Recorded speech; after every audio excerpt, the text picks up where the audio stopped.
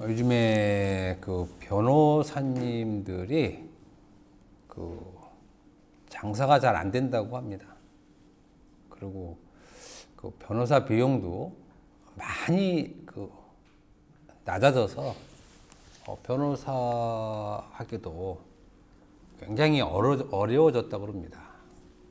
근데 그 중에 굉장히 큰 그 원인 중에 하나가 그 AI가 발달돼서 사람들이 변호사 사무실에 오기 전에 먼저 그곳에서 정보를 다 알고 온다 그래요. 알고. 그러면 이제 어떤 일이 생기냐면 이미 알고 있는 내용은 그렇게 크게 상담을 받지 않고 맞느냐 틀리느냐 이런 것부터 시작한다는 거예요. 그러면 상담 시간이 대폭 줄어들기 때문에 상담료가 전에는 뭐 30만 원 이렇게 받고 그런데 지금은 5만 원 받기도 쉽지 않다는 거예요. 이분들이 그쪽에서 모든 그 자료들을 많이 공부해 온다고 합니다. 그런데 상당 부분 또 그 말이 옳대요. 그래서 자기들이 그 부분을 보충해 주는 데의 역할이 적어졌다. 제가 무슨 말씀을 드리려고 하냐면 아마 교회의 목사님들도 이와 같은 상황을 맞이하게 될 것이라는 것입니다. 어떤 말씀에서 오늘 본문 같은 말씀도 AI에게 물어보면 쭉 나와요. 다. 그런데 의외로 얘기 잘해요. 여러분들이 한번 보시면 알지만 의외로 얘기 잘해요. 그래서 무슨 말씀을 듣고 싶다 그러면 물론 어떤 유명한 목사님 말씀을 뭐 듣는 것도 좋고 또 그런 분위기도 좋지만 좀 더 이 말씀의 의미를 알고 싶다 해서 굳이 뭐 여기저기 찾지 않아도 그렇게 AI를 통해서 충분히 알 수 있다는 것입니다.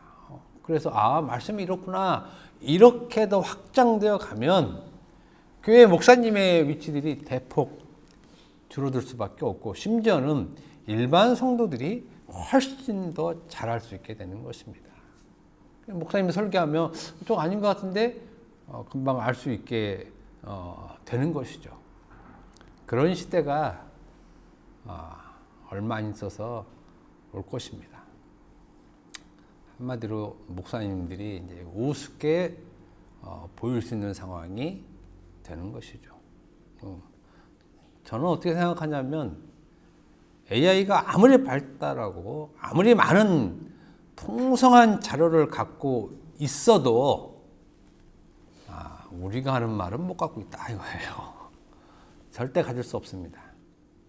AI의 그 방대한 자료가 있을지라도 우리가 갖고 있는 자료는 AI에서 꺼내 쓸 수 없은 그런 내용들이에요. 여러분들이 잘 들으셔야 돼요. 잘 들으셔야. 지난 시간에 인간의 죄는 오늘 제가 조금 천천히 할게요. 천천히. 말을 빨리 하게 되니까 좀 이해도가 좀 낮을 수 있어서 제가 좀 천천히 할게요. 지난 시간에 한 사람 인간의 죄는 개인의 죄를 말하지 않고 한 사람 인간의 죄를 알기 위해서는 아담과 유대인과 바울의 죄가 적용이 돼야 비로소 한 사람의 죄의 본질을 알 수 있게 된다고 그랬습니다. 만약에 아담의 죄를 모르고 유대인의 죄를 모르고 그리고 바울의 죄를 모르고 그래서 개인이 개인의 죄로 고백해서 이것이 나의 죄입니다. 내가 내 죄를 알고 회개합니다. 하나님.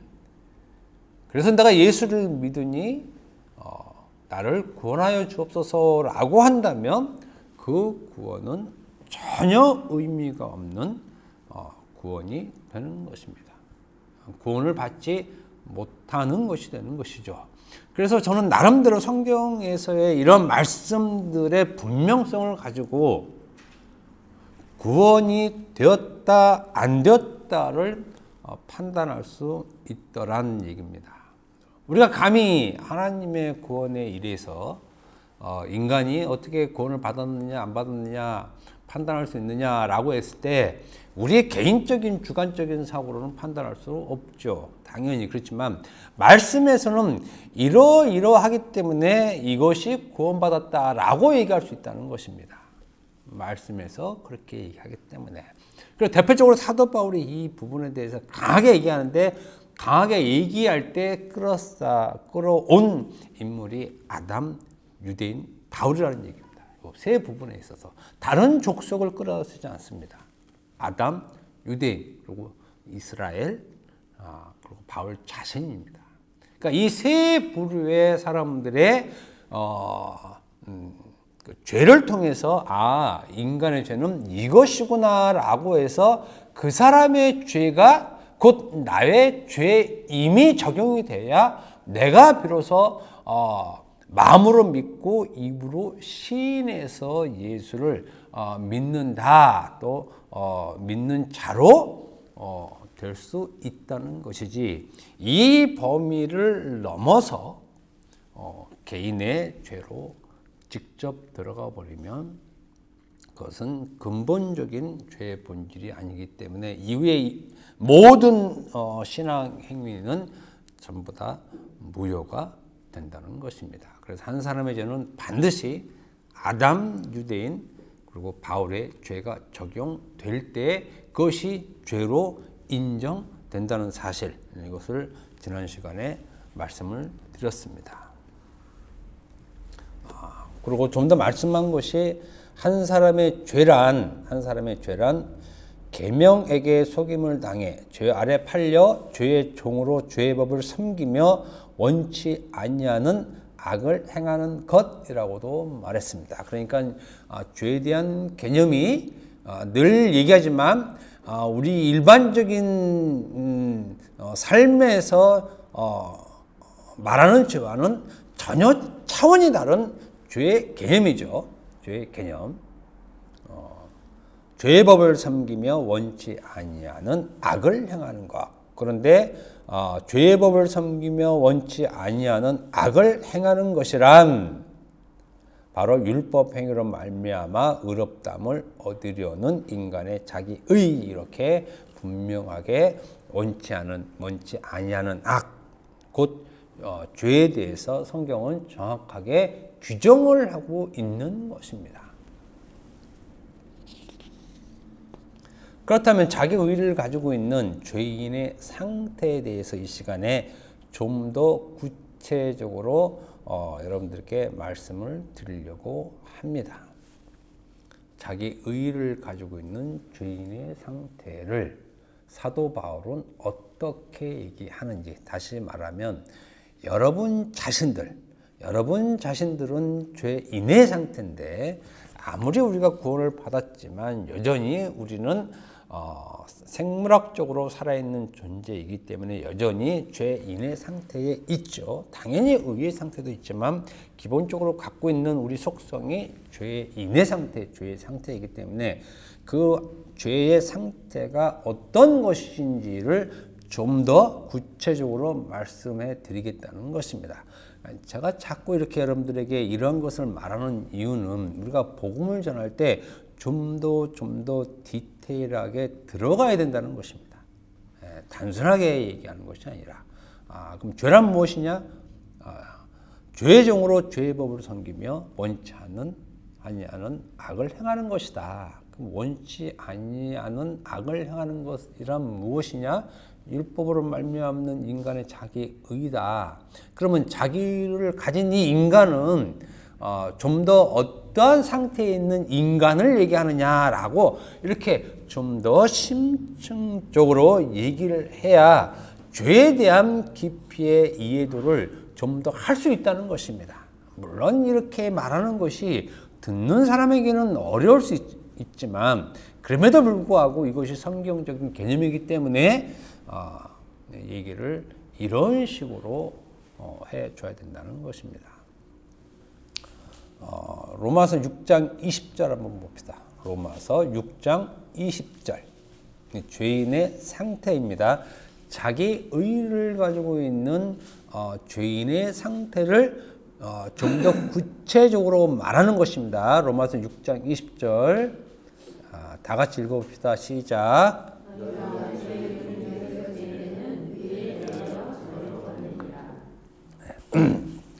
죄인의 상태를 아주 자세하게 설명해 준 말씀인데 이 말씀에서 뭐라고 하냐면 너희가 죄의 종이 되었을 때에는 죄의 종이 되었다 그러죠. 죄의 종이 되었다. 그러니까 죄의 종이 되었다는 것은 죄를 주인으로 섬기고 있을 때라는 얘기죠. 죄를 주인으로 섬기고 있을 때에 바울은 이때를 어떻게 표현하냐면 의에 대하여 자유로웠을 때라고 얘기합니다. 조금은 어렵게 보일 수도 있는 말, 어렵게 들을 수도 있는 말을 한 것이에요. 그런데 하필이면 이 말을 어떻게 표현하냐면 의에 대하여라는 말을 씁니다. 의에 대하여라고 말을 할 때 가장 이 말을 직접적으로 확 받아들일 수 있는 사람들이 유대인이에요.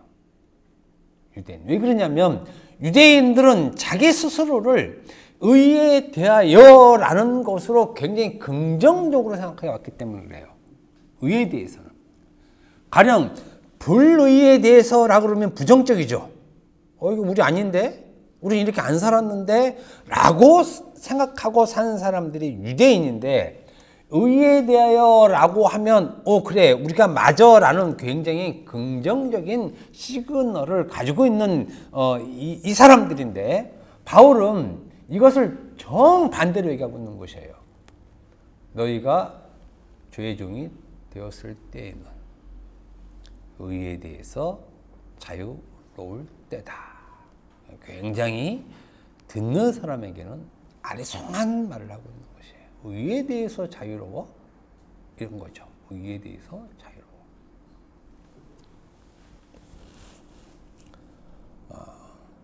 의에 대하여 자유한 상태가 곧 자기 의를 가지고 있는 죄인의 상태입니다. 그러니까 의에 대해서 자유로운 상태가 불신앙이죠. 불순종이고 불의이고 이것이 죄의 상태고 죄인의 상태고 모든 안 좋은 것은 다 이 좋은 말 안에 다 들어가 있어요. 의에 대해서 자유롭다라는 말이 굉장히 말의 느낌은 아주 좋은 말 같지만 유대인에게는 치명적인 얘기예요. 너희들은 죄의 종이야. 이 말을 그 사람들이 가장 선호하는 말을 끌어서 가장 악하게 표현하는 말이라는 것이죠. 이 상태에 있는 사람들을 죄인이라고 해요. 죄인의 상태에 대해서 우리가 얘기할 때 죄인이 누군지 알아? 라고 할 때 죄인은 의에 대해서 자유로운 사람을 죄인이라고 얘기를 해. 그러면 듣는 사람들이 약간 이건 뭐지? 라고 생각하겠죠. 이런 말을 들어본 적이 없으니까. 죄인은 죄를 범한 사람이잖아요. 그냥 단순하게. 살인하고 간음하고 도둑질한 사람, 죄인 이런 이미지를 확 우리는 가질 수 있는데 성경은 그렇게 표현하지 않는다는 것입니다. 죄인은 누구입니까? 의에 대해서 자유로운 사람. 여기서 의라는 것은 하나님의 의에 대해서 자유로운 거죠. 이것을 죄인의 상태라고 얘기하는 것입니다. 제가 지금 여러분들에게 이 말을 구제하는 것은 죄에 대한 새로운 개념을 알리는 것이에요. 바울이 알렸고 제가 알리는 것입니다. 죄인의 상태. 그러니까 바울은 거듭해서 한 인간들이 가지고 있는 죄 인식과 의식에 대한 전혀 다른 방향성으로 죄인을 표현하고 있는 것이에요. 죄인을 표현하고 있는 것. 로마서 6장 20절을 통해서 우리는 죄에 대한 매우 중요한 새로운 개념 하나를 알 수 있게 된 것입니다. 그것이 바로 의에 대해서 자유한 상태. 이 말은 절대 여러분들이 잊고 있으면 안 돼요. 잊고 있으면 안 돼요. 범죄한 죄인의 상태는 하나님의 의에서 벗어나 의에 대하여 자유로운 삶을 사는 상태를 말합니다. 상태가 다르면 삶도 자연스럽게 다릅니다. 죄인에게는 죄인의 삶이 있습니다. 의인에게는 의인의 삶이 있어요. 그냥 이것을 하나에 뭉뚱그려서 다 죄인의 삶이야. 절대 그렇지 않습니다. 절대 그렇지 않아요. 죄인은 죄인의 삶이 있고 의인은 의인의 삶이 있어요. 죄인의 삶도 의인의 삶도 같아. 그건 절대 그렇지 않습니다. 그건 성경이 그렇게 얘기하고 있기 때문에 그렇다는 것입니다. 이 둘은 완전히 삶의 방식이 다릅니다. 죄인의 삶은 하나님의 의로부터 벗어난 것이죠. 영역을 벗어난 것이에요. 영역을. 그래서 자기 의로 자유롭게 사는 삶이고, 의인의 삶은 그렇게 살던 사람이 자유롭게 사는 삶에서 믿음으로 사는 것이죠. 그래서 자기 의와 믿음이라는 두 구조가 발생하는 것이에요. 죄인의 삶은 자기 의로, 하나님의 의에서 자유로운 상태로, 의인의 삶은 믿음으로. 그죠? 그래서 오직 의인은 믿음으로 살리라는 말이 나오는 거예요. 구원받은 사람이나 구원받지 않는 사람이나 다 똑같아. 죄인이야. 나오는 건 죄밖에 없어. 이러면 믿음으로 사는 방식을 바울은 애초부터 제시하지 않았습니다. 바울은 항상 두 가지를 통해서 하나는 죄인의 삶, 하나는 의인의 삶. 그렇지만 이 둘 가운데 우리는 늘 충돌을 일으키지만, 그래도 이런 공고한 자를 하나님께서 항상 진리 가운데 인도하는 것에 대한 감사를 하게 되는 것이에요. 그래서 하나님, 우리는 나오는 것이 죄밖에 없습니다 라고 기도할 수 없는 이유가 그거예요. 그거는 죄인의 삶이고.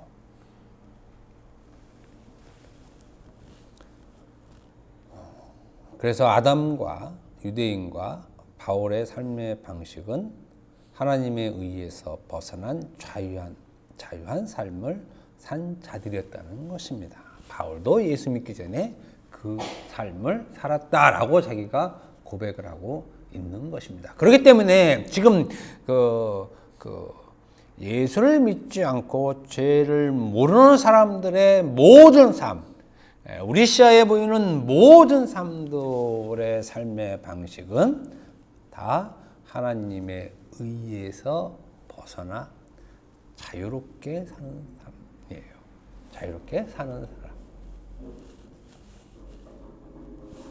그래서 성경에서 죄에서 벗어난다든지 죄 사함을 받았다든지 죄인이라고 하는 이런 모든 죄로부터의 표현은 다 의로부터 벗어난 상태를 얘기를 해요. 특히 중풍병자에서 내 죄 사함을 받았느니라 라고 얘기하죠.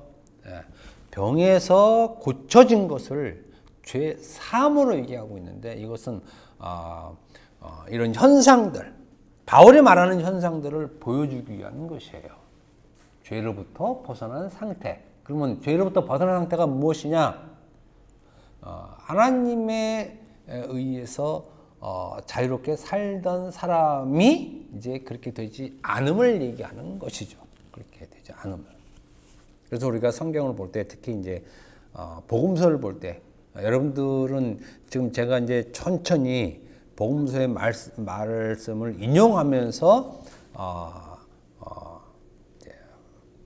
바울을 통해서 복음서의 말을 조금씩 그 인용해 쓰는 것을 좀 알고 계실 거예요. 왜 그러냐면은 복음서 자체로는 우리가 해석 못합니다. 해석 안 돼요. 해석 안 돼. 이게 서신서를 통해서 복음서를 해석하는 방향으로 가야 비로소 예수께서 하신 말씀의 의미가 이 말이었구나라고 알게 되는 것이지, 복음서 자체를 가지고만 얘기를 해서는 그 말 뜻을 우리가 전달받지 못합니다. 그건 분명한 사실이에요. 분명한 사실. 그래서 사복음서, 특히 이제 복음서에서 죄사함, 죄인, 이것은 모두 바울이 얘기한 것을 통해서 이때 말한 죄인이 바로 이런 사람들을 얘기하는구나 라는 것을 우리가 알 수 있게 되는 것입니다. 그래서 죄사함, 죄인은 하나님의 의에 대하여 자유한 상태를 말하는 것이고, 죄에서의 구원과 죄사함에서 죄사함을 받은 것과 죄인을 부르러 왔다는 이 모든 것의 중심에 있는 것이 하나님의 의에 대해서 자유로운 상태를 얘기하는 것입니다. 그 상태에 있는 사람이 죄이고, 그 상태에서 벗어난 것을 죄의 사함이라고 얘기하고, 그 상태에 여전히 있는 것을 죄인이라고 하는데, 이러한 모든 죄사함, 죄로부터 구원, 이런 모든 것이 예수께서 죽으신 이후에 성령이 오셔서 새로 발생한, 복음을 통해서 새로 발생한 그 현상들이라는 것입니다. 그런데 이와 같이 하나님의 의에 대하여 자유로운 상태를 일컫는 말이 있습니다. 성경에서 하나님의 의로부터 자유로운 상태를 표현한 말이 있다는 것입니다. 그래서 성경의 한 단어 한 단어는 그냥 그 당시에 사용되는 것이 아니에요. 이 단어 안에는 우리가 아직도 여전히 몰라서 그 의미를 그냥 넘어가는 것뿐이지, 사실은 그 단어 한 단어에는 그 단어가 가지고 있는 의미가 있습니다. 그러면 하나님의 의에 대하여 자유로운 상태를 일컫는 이 말을 성경에서 무엇으로 표현했는가? 그 한 단어만 얘기하면 그것을 무엇으로 얘기할 수 있을까요? 라고 여러분들께 질문할 때 여러분들은 뭐라고 얘기하겠습니까? 죄종, 또 죄와 사망의 뭐. 그러니까 제가 얘기하는 것은 그 말은 답으로는 맞는데 과정을 한번 거쳐야죠. 하나 거쳐야 또 그렇구나, 이게 탁 떠올라요. 예, 바로 가면 약간 뭔가 하나 이렇게 좀 빠진 느낌이 있어요. 그러니까 자유로운 상태, 자유함에 대한 상태에 대한 그 의미를 담고 있는 말. 여러분들은 아직 모를 거예요. 제가 얘기하면 아는데, 얘기하려고 그러면 잘 모르는 거 있죠. 들으면 아는데. 그것이 방탕입니다. 그것이 방탕. 갈라디아서 5장 21절 봅시다. 갈라디아서 5장 21절. 그러니까 하나님의 의에 대하여 자유로운 상태를 말하는 것이에요. 그것을 방탕이라고 그랬죠. 방탕. 자유롭게 사는 거, 방탕하게 사는 거 얘기하는 겁니다. 갈라디아서 5장 21절. 자, 읽어봅시다. 시작.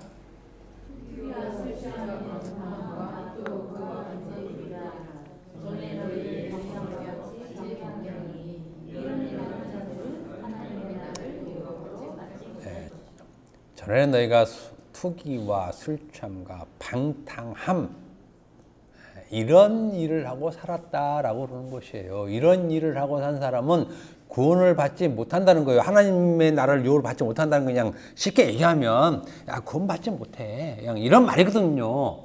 그러면 일반적으로 우리가 이거를 그냥 이 단어의 의미대로 그대로 알아서 투기하는 사람, 또 술 취한 사람, 방탕한 사람, 우리가 일반적인 이 시각에서 그러면 술 취한 사람 구원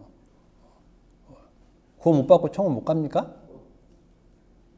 그렇습니까? 김선희 집사님 술 취한 적 있습니까? 없습니까? 많죠? 술 안 취하면 인간이 아니야. 그죠? 네. 그러면 못 가냐고요. 이게 본받지 못하냐고요. 그런 얘기 아니잖아요. 우리가 일반적으로도 뭐 술 좀 취한 거 가지고 뭐 그게 하나님이랑 무슨 큰 뭐 연관성이 있습니까? 사람이 술 좀 취할 수 있지? 그죠? 있으면 충분히 있는 얘기예요. 이게 방탕함도 마찬가지죠. 우리가 일반적으로 생각하는 방탕한 사람들 있죠. 방탕한 사람. 그렇다고 하나님 받지 못할 거라 그러는데 바울은 그런 의미가 아니라는 거예요. 이렇게 얘기하면 그러니까 하나님 나라의 유업을 받지 못하니까 술 취하지 말고 술 먹지 말고 이러지 마라 이러면 이거는 근본적으로 성경을 잘못 해석한 것이에요. 그러면 한 번 술 취한 사람 어떻게 할 거예요? 그럼 용서했어. 하나님 저를 용서해 주세요. 네. 또 한 일주일 후에 또 그랬네 또. 그잖아요. 그럼 어떻게 할 거야? 구원 취소되는 거예요? 그러니까는 구원이 취소되느냐, 계속 뭐 연결되느냐, 이런 거 얘기하는 거예요. 이건 애초에 그 말이 아닌데 하니까 이 쓸데없는 논란을 갖고 있는 것이에요. 방탕함이란 말이 나오죠. 이 방탕함이 로마서 5장 전체적으로 맞는 의미지만 여기서 방탕함이 바로 하나님의 의에 대하여 자유로운 상태를 일컫는 말이에요. 이건 구원과 직결되는 말이라는 얘기예요. 구원과 직결되는 말. 누가복음 15장 13절에 이런 말씀이 있습니다. 누가복음 복음서에 보면 이거 나중에도 제가 이제 한 번 더 설교를 할 거예요. 구체적으로 그 며칠이 안 되어 둘째 아들이 재물을 다 모아 가지고 먼 나라에 거기서 허랑방탕하여 우리가 많이 나오죠. 둘째 아들 놈이 아버지 재산을 아버지 재산 다 먼저 줘요. 그냥 내 거 지금 빨리 줘. 그러니까 아버지가 그래야 가자 자식아. 그랬더니 이렇게 갖고 가서 그냥 허랑방탕하게 산 거예요. 허랑방탕이 뭡니까? 이렇게 술 먹고 노름하고 여자 밝히고 살면서 재산을 다 탕진한 거죠. 이게 방탕이에요. 이게 국어 사전적 의미가 그래요. 국어 사전적 의미가. 그런데 여기서 허랑방탕이라는 것이 요렇게 산 놈들이 있죠. 이 당시에. 이렇게 허랑방탕하게 산 놈들이 있잖아요. 아버지를 떠나서. 누구예요? 유대인들이요. 콕 찍어서 얘기하면 서기관과 바리새인들. 방탕하게 산 둘째 아들 놈들이에요. 그게 둘째 아들. 목자는 첫째 아들이 그렇다 얘기하는데 이건 지금 그 탕자를 얘기하는 거니까 그냥 이대로 아버지께 안 들어오고 이대로 쭉 사는 놈들을 허랑방탕한 놈이에요.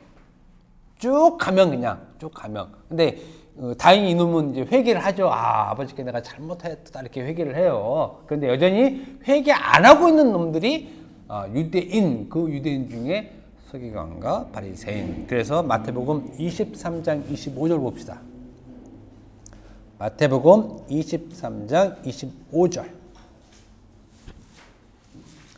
이들에 대해서 예수께서 말씀을 하는 것입니다. 허랑방탕한 자들. 마태복음 23장 25절. 자, 다 찾으셨으면 읽읍시다. 시작.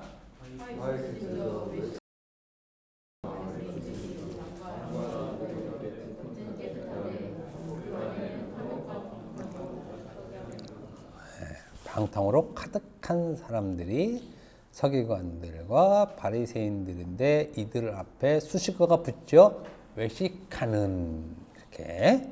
그러니까 바로 이러한 사람, 이렇게 방탕한 삶을 살고 있던 자들이, 그러니까 방탕함이란 말은 굉장히 치욕스러운 말이죠. 제가 어떤 집사님한테 윤혜경 집사님 해봤어요. 윤혜경 집사님한테 방탕하게 살지 마요 이제. 그러면 인간적으로 최고로 모욕감을 주는 말이야. 그죠? 예? 사전적 의미 보면 그래. 술 먹고 도박하고 여자 밝히고 그러니까 그냥 모든 안 좋은 말 다 들어가 있는 거예요. 이렇게 이러한 삶을 살고 있던 자들이란 외식하는 서기관들과 바리새인들의 삶이라는 것입니다. 그래서 방탕한 삶은 창녀가 아니었던 것이에요. 그 당시에. 그 당시에 방탕한 삶을 사는 것은 세리와 창녀로 보았는데 예수는 세리와 창녀를 방탕한 사람으로 보지 않는다는 것이에요. 술집 여자로 보는 것이 아니라는 것이에요. 우리는 술집 여자를 이렇게 얘기하면 또 차별이 있으니까 술집 남자를 방탕한 사람으로 보잖아요. 예수님은 그거를 그렇게 안 봤다는 것이에요. 예수님이 보는 방탕한 사람들은 외식하는 서기관과 바리새인. 그래서 의에 대해서 자유롭다라는 것이 바로 이렇게 방탕한 것입니다. 그렇다면 로마서 6장 20절에 너희가 죄인 되었을 때 그때 너희는 방탕했어 이 얘기예요. 너희가.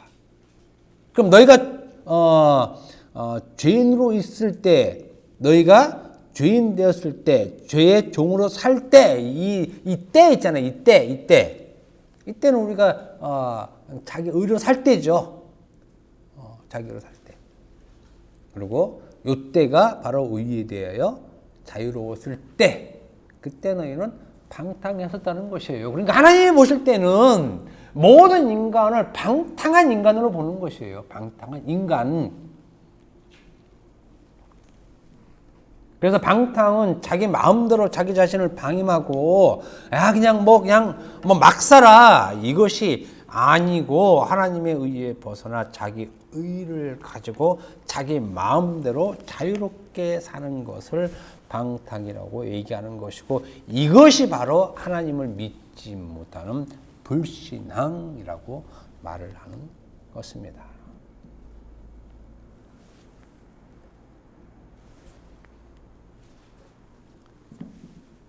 그래서 하나님의 의에 대해서 자유롭게 사는 그런 삶을 방탕이라고 얘기한다. 그래서 방탕이라는 말을 성경에 쓰여진 것이지 그냥 쓰여진 것은 아니라는 것입니다. 이것을 잘 기억하고 로마서 오늘 본문 8장 1, 2절을 보자는 것이에요. 이것을 이제 여러분 마음속에 쏙 이제 기억을 하고 있어야 되는 것입니다. 여기서 끝내면 또 조금 아쉬우니까 지금 말한 의에 대해서 자유로움, 방탕 이런 것을 반드시 기억하고 있고 다시 오늘 본문 말씀을 한번 더 읽어봅시다. 시작.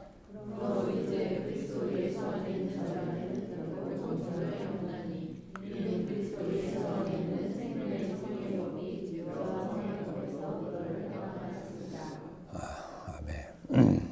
1절 말씀 보면 기독교 신앙에서 가장 의미 있는 말 중에 하나가 등장하는데 그 말씀은 결코 정죄함이 없다. 결코 정죄함이 없다. 너를 죄 있다 하지 않겠다. 그죠?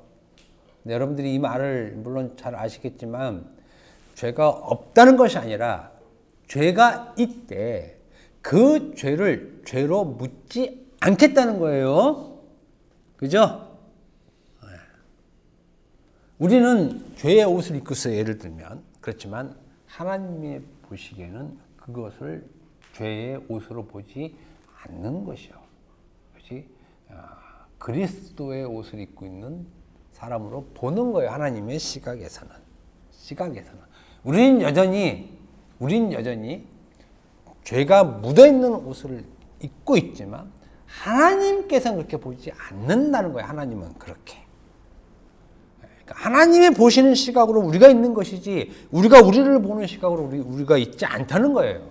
그러면 우선은 하나님이 우리를 보는 시각이 우선이라는 것이에요. 결코 정죄함이 없다는 바울의 이 선언은 기독교 신앙에서 가장 빛나는 말씀입니다. 그래서 결코 정죄함이 없다는 이 선언 안에는 예수 십자가의 구원의 공로가 가득 찬 보혈의 피가 담겨 있는 말씀이에요. 굉장히 기독교의 획기적인 선언을 한 그 말씀이라는 것이죠. 그래서 이 선언은 예수의 오심과 그의 모든 사역의 완결을 선언하는 말씀의 최종판이라고 해도 과언이 아니다. 이런 것입니다. 아담과 유대인과 바울의 죄성 가진 인간에게 내가 너에게 죄 있다 하지 않겠다는 선언이 결코 정죄함이 없다는 것입니다. 그리고 결코 정죄함이 없다는 이 말씀은 바울이 얘기했듯이 해방을 의미합니다. 해방이란 정죄함으로부터 벗어나는 것입니다. 정죄함. 그렇다면 우리가 받은 정죄는 무엇입니까? 죄 있다라고 하는 정죄, 그것이 바로 의에 대하여 자유하여 하며 방탕한 삶을 사는 것이죠. 우리가 죄 있다라고 정죄함 받은 지점이 바로 이것이에요. 죄의 지점이. 만약에 한 사람에게 네 죄가 무엇이냐, 너의 죄가 무엇이냐 그러면 이렇게 대답할 수 있어야 된다는 것입니다. 의에 대하여 자유롭게 방탕하며 살던 때, 이때가 바로 정죄를 받은 상태라는 것입니다. 정죄를 받은 상태. 해방은 이 상태에서 벗어난 것입니다. 여기서 우리는 기독교 신앙에서 매우 중요한 구원론의 핵심을 알게 되는 것이에요. 구원론의 핵심. 즉, 한 인간이 죄로부터 구원받는다고 하는데 그 죄의 자리가 어디였는가라는 것이요. 전에는 율법 안이라고 알고 있었죠. 그죠? 율법으로부터 이렇게 알고 있는데 좀 더 구체적으로 그 죄의 자리가 무엇이냐라고 할 때 그 죄의 자리란 의에 대하여 자유하며 방탕하게 살던 때 얘기하는 것입니다. 이것이 한 인간이 바로 정죄를 받은 그 죄의 자리였다는 것입니다. 이해되죠? 그러니까 나는 죄인이야. 근데 왜 내가 죄인이야? 내가 무엇했기에 내가 죄인이라고 해? 라고 했을 때 이 죄의 자리, 이 죄의 지점은 어떤 지점을 얘기하느냐? 의에 대해서 자유한 때. 요 지점이라는 것입니다. 요 지점. 이렇게 방탕하며 살고 있던 이 지점이 인간의 죄. 그러니까 모든 죄는 아담, 유대인, 바울이 모두 요 안에 있었던 것이에요. 요 안을 통칭해서 율법안이라고 얘기하는 것입니다. 그러니까 기독교인들은 이 부분에서 죄에 대한 인식을 매우 흐릿하게 갖고 있는 것이에요. 막연하게 갖고 있는 것이죠. 죄의 자리를 자기의 개인적인 죄의 자리를 알고 있으니까 온전한 죄의 자리를 알지 못하고 있는 것이에요. 그래서 어디로부터 무엇으로부터 구원받았느냐라고 그러면 자기의 개인적인 것을 얘기했을 뿐이지 이 바울의 논리로 못 들어간다는 것입니다. 인식하지도 못하고요.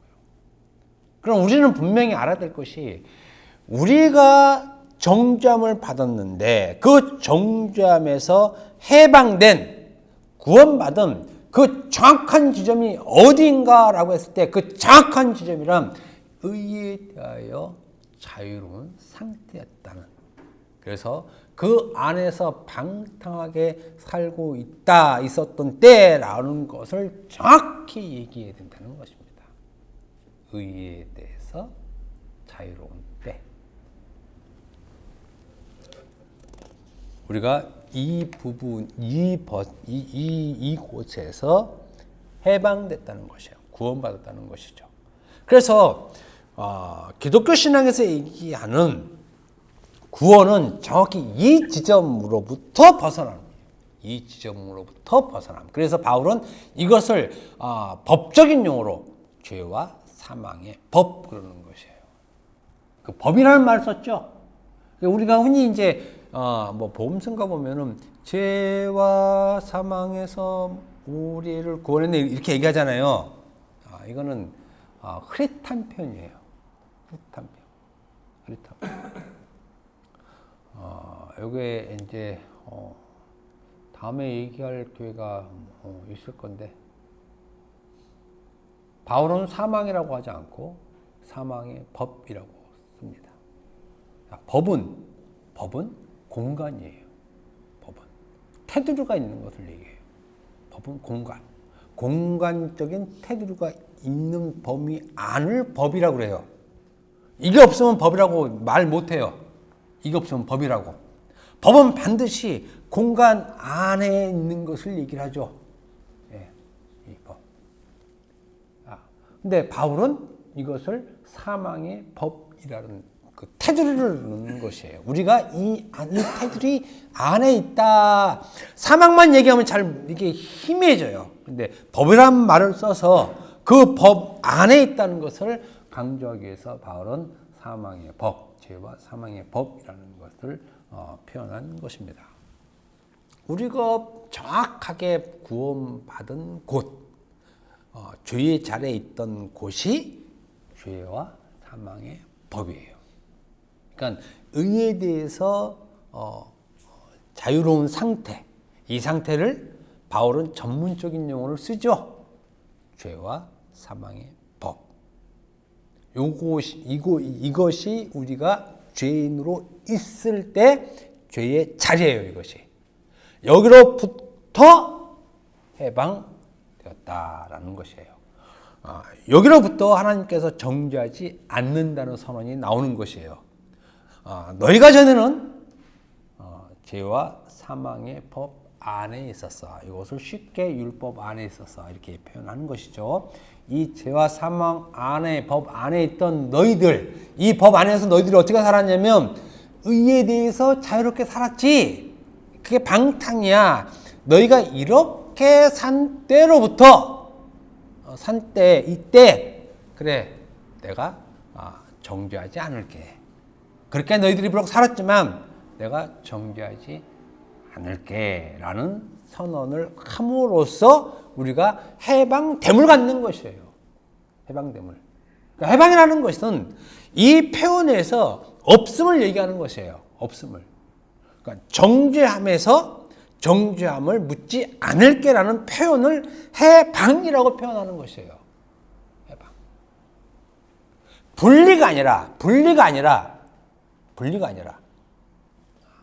그렇게 내가 인정하지 않을 거야. 걱정하지 마.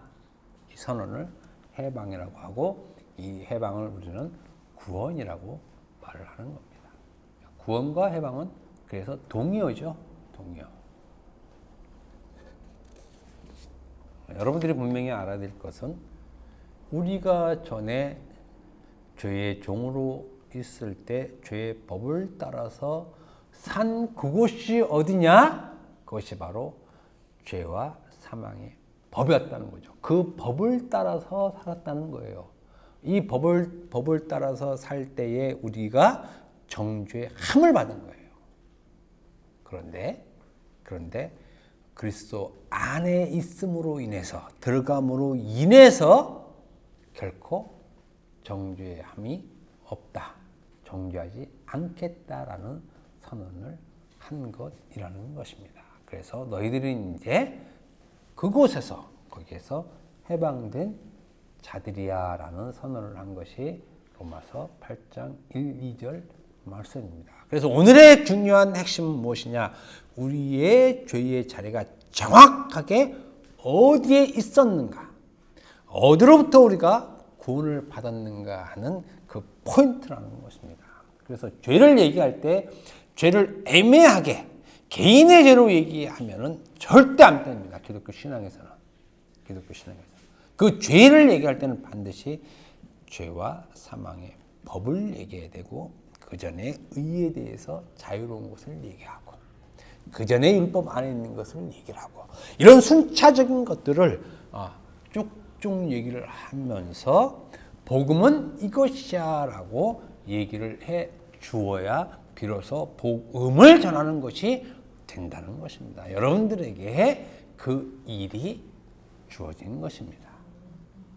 기도합시다.